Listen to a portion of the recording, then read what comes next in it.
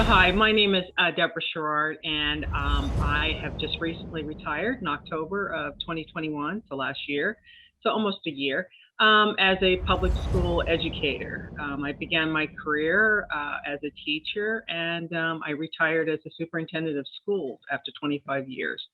And I think with the transition from coming from a public school educator and going into real estate, it's all about relationships. And that's one of the things, as an educator that we always had, building that relationship, obviously with our students, but more importantly with their families. And when I say families, only because that nuclear family has changed so much in the public education arena.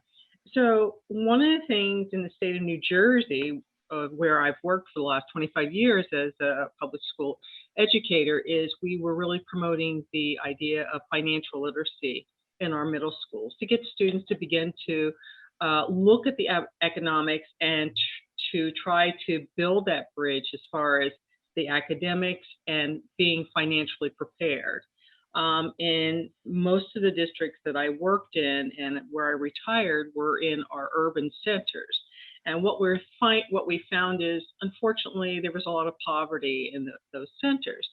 And one of my goals and mission, always as an educator, is to try and help families try to build that, that generational wealth. So real estate, when I went into it and got my license in November of last year, was to tie that knowledge that I have as an educator with real estate to try and educate folks on financial literacy and using it through the role of a real estate agent. So the first month, I got my license in December. I joined EXP in January of this year, of 2022, and had my first sale, my first transaction in January and closed in February. So that was really, really quick, but I learned a lot during that time because the whole thing was about relationships, as working with my buyers at the time and trying to help them through that process of, how do you get a loan? What are some of the things that you need to, to qualify and then be pre-approved, and walk them through that process.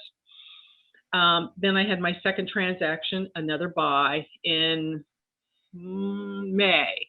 And it was the same thing with a young couple, minority couple, again, walking them through that process. So I thought, boy, I'm doing a lot of education on the financial side as far as the loan side, and almost as much on the real estate side as far as borrowing.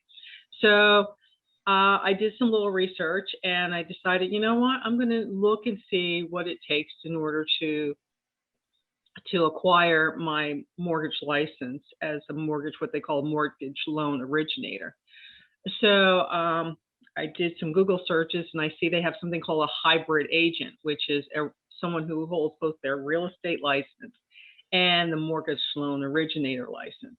So in July of this year, I sat for the exam, which was, it was crazy. Nothing. I mean, it made the real estate exam seem like a piece of cake. I was like, oh my goodness, this is crazy.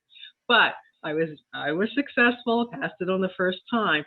So right now I am considering being both what they call a hybrid agent. So I will be continuing to do both, always keeping in mind about the RESPA laws that, that I can't actually originate a loan for someone that I'm also their agent. So that's where I'm at. So right now, my mission is just helping folks and families build generational wealth through real estate.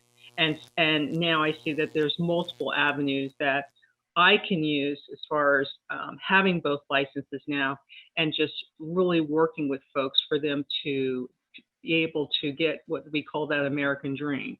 And there's different pathways in order to do that.